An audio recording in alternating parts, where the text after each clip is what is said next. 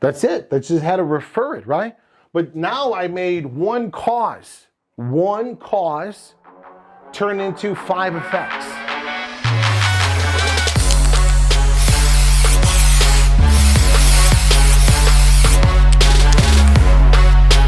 Sales team was like, well, how do we do it with a traditional business, right? And so I just gave them the example of what we did with a roofing company, right? And remember, the goal over here is to have a cause, right? Is to sell the roof, right? So you're marketing, you're generating leads, you have estimators, you're going out there and you're pitching them on the value of buying a roof from you, right? But typically, there's only one effect, right? So you want to be able to have one cause completion, but it creates probably at least 4 different effects and positive, right? It can create a commission, right? Or a profit, right? Then it creates a referral. Then it creates a testimonial. Then it also creates an additional product that you have a channel partner with that you can then work a link with, right? So what we did with the roofing company is they had 2 types of clients. They had ones that would buy and ones that, they don't buy. And so they were only looking at the cause and the effect on an exponential level, right? They're not looking at the data from a linear level, right? So when I went to the roofing company, I say, okay, let's break this down here for you, okay? So you have buyers and non-buyers, okay, great. What's the biggest reason the non-buyers don't buy from you? They're like, a price. That's the biggest reason, price, right? We're one of the more expensive roofing companies because we have more overhead, we're bigger, we have a lot more employees, we get better deal on material because we order more product from the manufacturer, but we're still heavy loaded on wages and warehousing fees and everything else. I said, okay, great. So you mean to tell me that these people would buy from you or buy from a roofing company that didn't have the heavy overhead, but would probably still benefit from getting the manufacturing discounts? Okay, great. I said, beautiful. Well, then what we got to do then is if the people are not going to buy from your company, number one, no matter what, they can't afford a $30,000 roof, but they can afford a $21,000 roof or whatever the case is. Well, what we do then is we create a channel of a few other smaller roofing companies, okay? We sell them our material at cost so that keeps their price down, but now we take a 15% commission on them doing the work. We sell them the deal, right? Because they don't have the overhead and everything else. And 15% on 20 grand is an extra $3,000. It's not as high as a profit margin as you would by doing it by yourself, but it's better than not converting the lead at all. Does that make sense, right? And then the smaller roofing companies become marketed affiliates for you because you have a first chance to sell, and then you have a second chance now to sell at a different product, right? But whether people like it or not, the demand is there. If they're not going to buy from you, they're going to buy from somebody else. And stop looking at another roofing company like it's 100% your competitor. Use them to make more money for you. Now the $3,000, is profit because that $3,000 comes, that roofing company holds all the liability, right? They have to sign over the insurance and provide all that stuff there, right? But they basically are getting free work from you, and you're only getting commission on the cause and the effect, but you're adding another effect because now you have a higher conversion on your data, and that $3,000 can go right back into marketing to generate more leads that will buy here and will buy here again. And so we completely alleviated this guy's marketing budget. Because he was taking only the buyers and the non-buyers, he was just not doing anything with them, right? And so we channeled it over here and partnered with about 3 different roofing companies that were small, they were growing, right?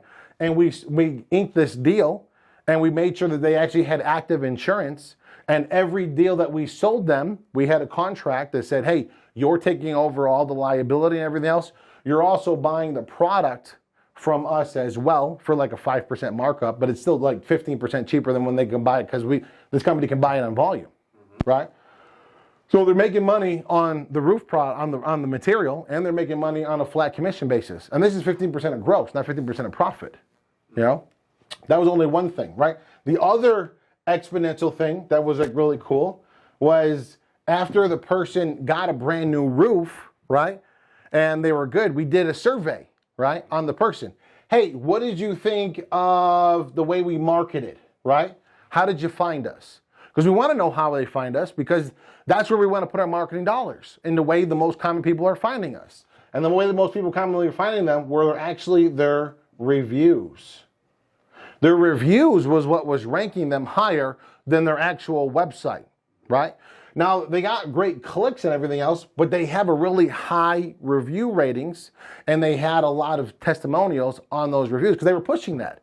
They were giving like $20, $25 gift cards on every happy client that was doing this, but they weren't doing the full survey. They were just doing that. Even if they weren't happy, write a review, we'll give you 25 bucks, right?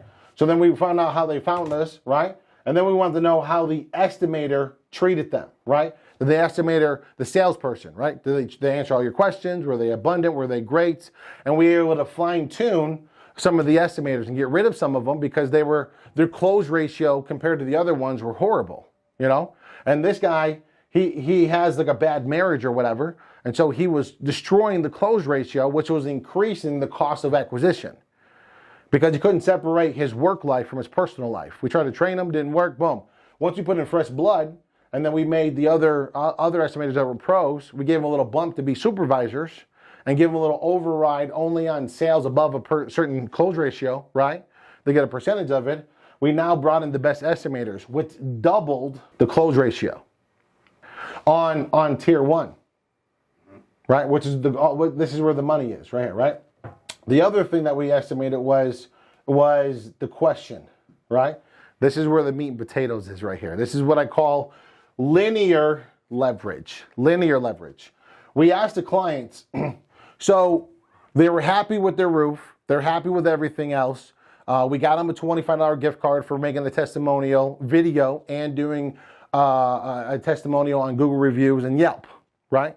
For those, especially if you're a Yelper. You know, we'd give a $50, gift card if someone is a daily Yelper because that review stays on Yelp, right? But then we asked them one simple question. What other things do you think you're going to need over the next 5 years on your house, right?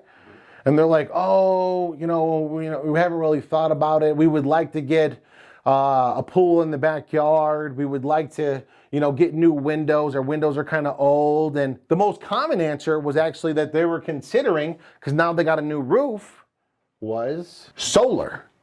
They were considering solar.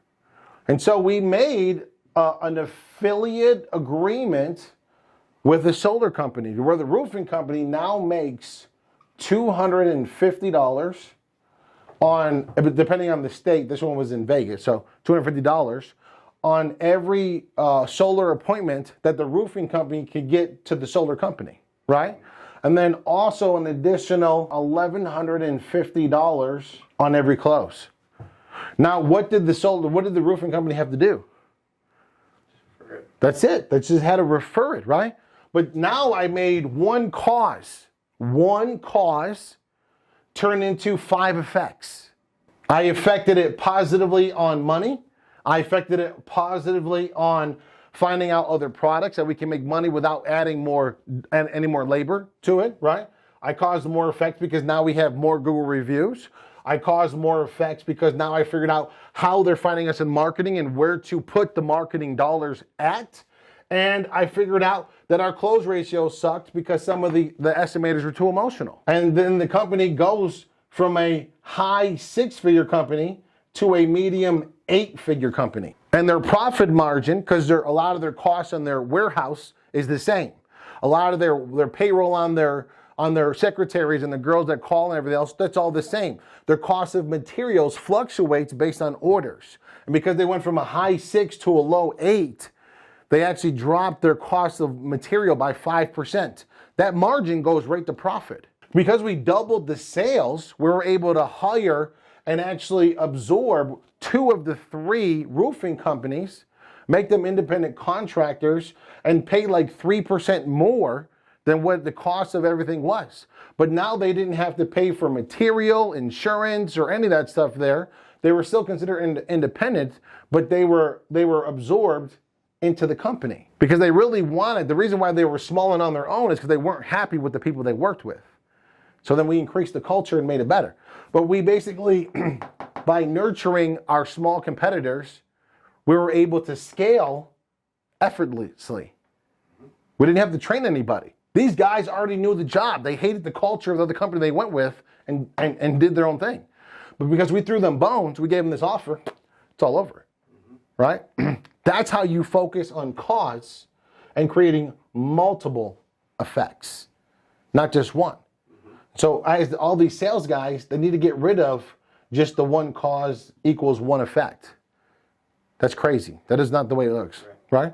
So that's how we did it for a roofing company.